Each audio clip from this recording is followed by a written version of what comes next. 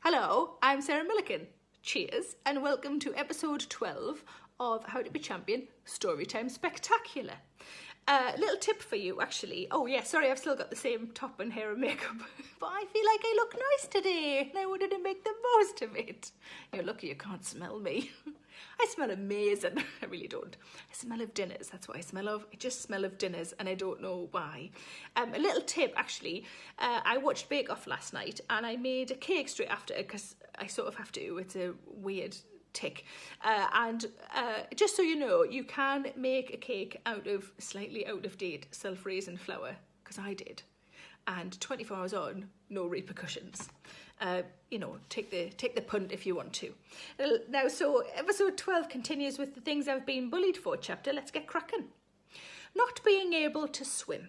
Someone, somewhere, once decided that at school, cool people are also athletic, which as an adult I can see is utter twaddle. All the cool people I know now are writers, illustrators, comics, doodlers, crafters and creative types. But at school, if you made a brilliant papier-mâché, or how I always said it, paper-mâché, if you made a brilliant paper-mâché head or a functional tool rack, no one carried you on their shoulders or asked you to the cinema. Cool people at school can swim like fish and suck cocks like champs. I can just about manage both these days, though I haven't quite mastered the breathing technique. I always insist on the little rubber hats, and I hate it when it goes up my nose. And if I'm floundering, Mrs. Chidley scoops me out of danger with a big net. Number 12, grassing up a girl for making my arms bleed. Never play Chinese burns with someone who hates you. Actually, it wasn't Chinese burns. I split a pack of cards and she dragged half of them down my arm. I've just Googled it. It's not a game. So let's recaption this one for being a victim of mild torture. Number 13, not having tits, which is hardly my fault. Sorry boys, I'm not there for you to look at. I'm in school to learn about isosceles, triangles and Newtowns and to colour in Romans and to get out of PE by having a perm. I got boobs and periods in the summer holidays after I left age 16. I was disappointed as my mum had promised me I could stay off German when my period started like Dawn Palmer had. She'd also promised that if we ever had a massive garden, I could have as many bunnies as Flamingo Land, Yorkshire's ultimate theme park attraction. I think my mum knows which promises are worth saying yes to. In PSE, still don't really know what that stands for, but it seemed to just be chatting and playing demeaning games. We used to play a word game. There was a stack of small pieces of paper with different things written on them. The person with the nicest eyes, the person I'd like to go on holiday with, that sort of thing. We'd sit around in a circle and take one and give it to someone appropriate. I'm sure it was aimed at boosting our confidence, and I'm sure Miss fucking Sparkly Eyes and Mr. fucking Brilliant Holidays went home with a spring in their step. But when your hands are as empty then as when the Christmas cards are handed out, it does a little damage.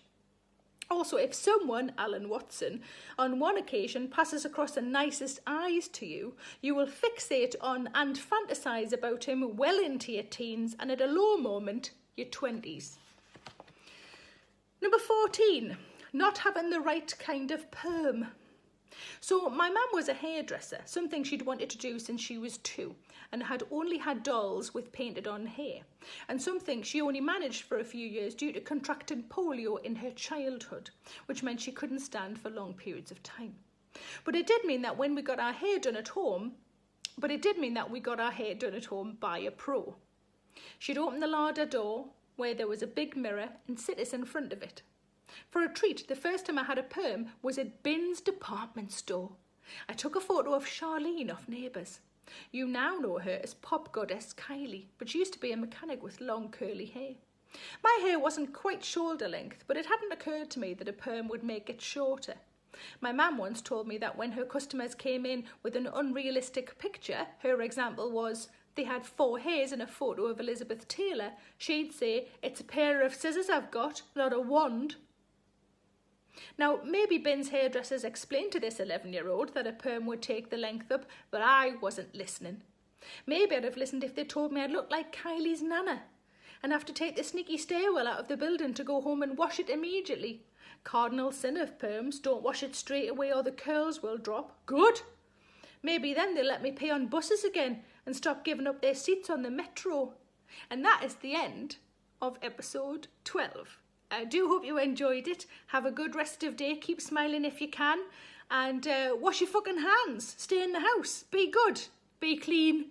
Make a cake. Trim your eyebrows. All the things I'm doing this week. You take care. Lots of love. And I'll see you tomorrow. Bye-bye. Hello, it's Sarah Millican here. Please make sure you subscribe to my channel to stay up to date with all of my latest videos. Don't forget to like, pop a comment below, and why not stick around to watch a few more? I'm sure those emails or those dishes can wait a bit longer.